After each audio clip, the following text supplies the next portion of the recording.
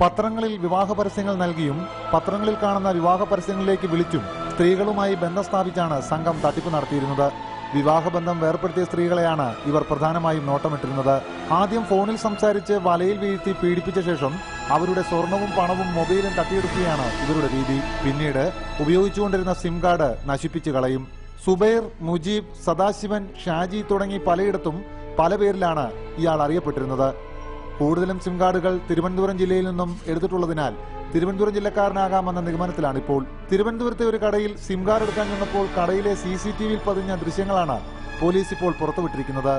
വിവാഹ പരസ്യത്തിലൂടെ പരിചയപ്പെട്ട പത്തനാപുരംകാരിയെ കോട്ടയത്ത് വെച്ച് പീഡിപ്പിച്ച കേസിലാണ് വെസ്റ്റ് പോലീസ് അന്വേഷണം ആരംഭിച്ചത്.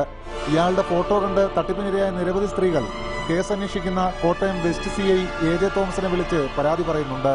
തിരുവനന്തപുരം മുതൽ കാസർഗോഡ് വരെ ഉള്ള നിരവധി പെൺകുട്ടികൾ ഇതിന്റെ എല്ലാം മോഡസ് എന്നാണ്. വിവാഹ പരസ്യം കണ്ടു വിളിക്കുക, അല്ലെങ്കിൽ വിവാഹത്തിന് പരസ്യം കൊടുക്കുക.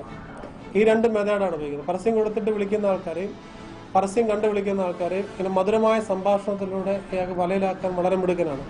അപ്പോൾ കഴിഞ്ഞ ദിവസങ്ങളിൽ മാധ്യമങ്ങളിലൂടെ ഈ വാർത്ത വന്നതിന് ശേഷം പലരും നമ്മളെ ബന്ധപ്പെട്ടിട്ടുണ്ട്, അതുപോലെ ചതിവിൽപ്പെട്ടിട്ടുണ്ട്.